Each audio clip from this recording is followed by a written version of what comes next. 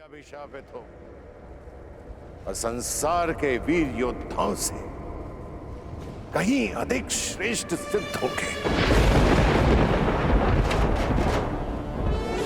तुम मृत्युंजय कर्ण बनोगे, मृत्युंजय कर्ण बनोगे, मृत्युंजय कर्ण बनोगे।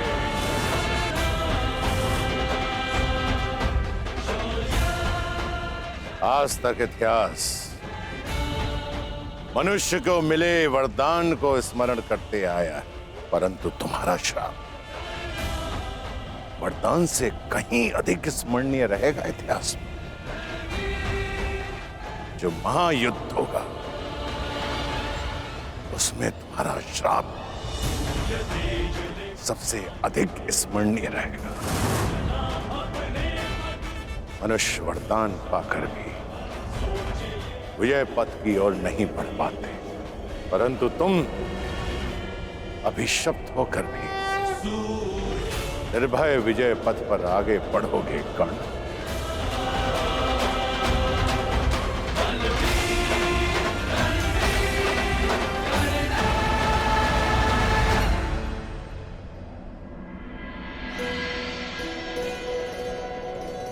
आंखों में इतना स्नेह लिए किससे देखी जा रही हो उर्वशी?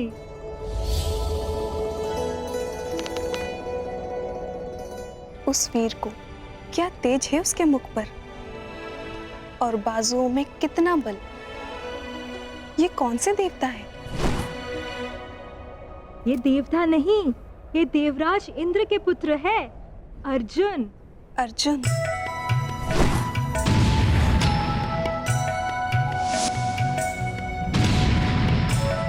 प्रतीत होता है तो तुम्हारा मन आ गया है इस देवता पुत्र पर मैं तो तुम्हें पहले ही सावधान कर चुकी हूँ।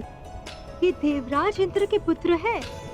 तो मैं भी देवताओं को वश में करने वाली अप्सरा उर्वशी हूँ और इस देव पुत्र को भी मैं अपने वश में कर ही लूंगी। महाबली कर्ण की, महाबली कर्ण की, अंगराज कर्ण की, अंगराज कर्ण की, अंगराज कर्ण की।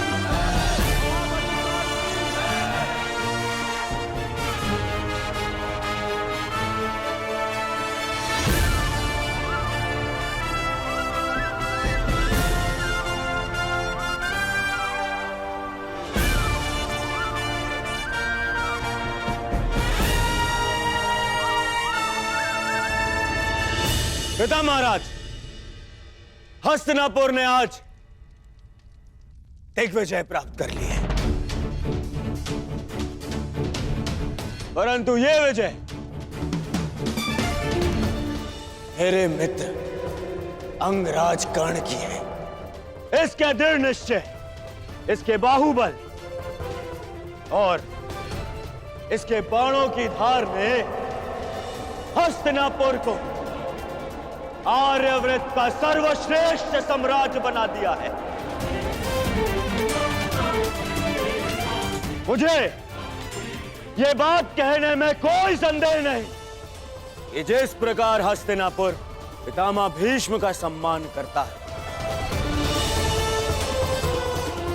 आज उसी प्रकार मैं दुर्योधन अपने मित्र कर्ण का सम्मान करता हूं।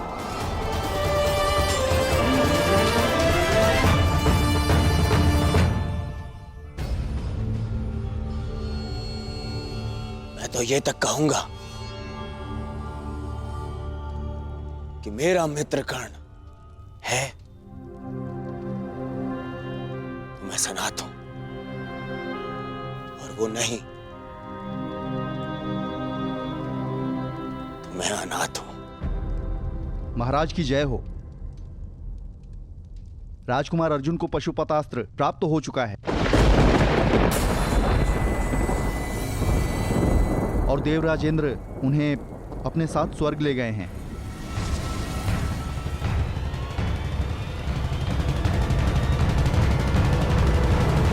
जो शक्ति तुमने इस दिग्विजय से प्राप्त की है पुत्र, उसका तोड़ केवल एक पशुपतास्त्र में मिल गया है अर्जुन को।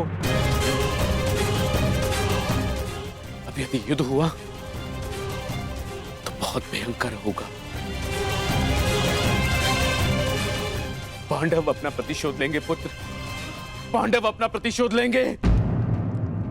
तो हम क्या युद्ध से भयभीत हैं पिताश्री? नहीं, मैं युद्ध से भयभीत नहीं हूं पुत्र। मैं उन प्रतिज्ञा से भयभीत हूं जो उन पांडवों ने ली है। मैं देख नहीं सकता पुत्र, परंतु 12 वर्षों से हर रात्रि मेरे स्वप्न में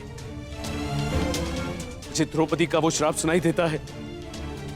ऐसा प्रतीत होता है कि जैसे वो अग्निसूता अपने दोनों हाथों में अग्नि लिए हस्तिनापुर की ओर बढ़ रही है पुत्र। वो किसी भी क्षण हम सबको भस्म कर देगी, भस्म कर देगी।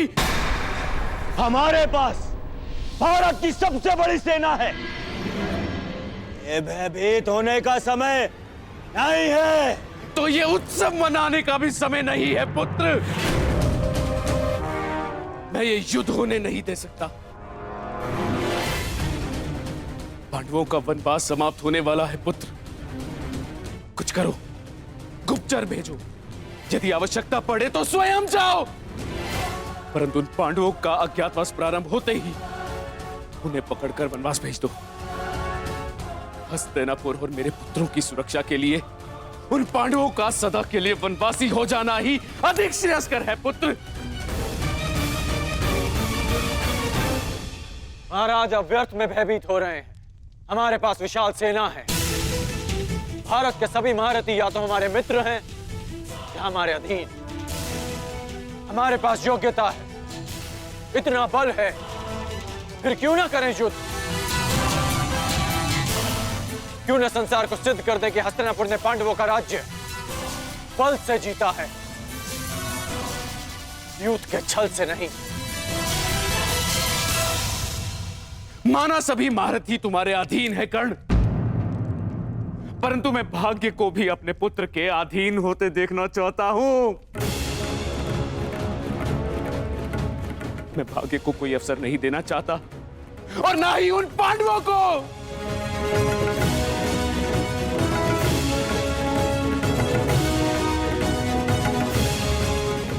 हाँ महीम, आप ही बताइए, क्या एक वीर योद्धा का लक्ष्य युद्ध और विजय नहीं?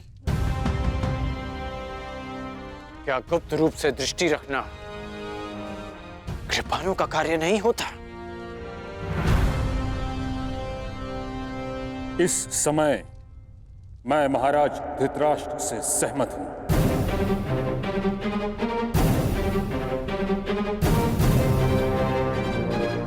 हमें शीघ्र ही पांडवों का पता लगाकर उन्हें पुनः वनवास पर भेज देना चाहिए।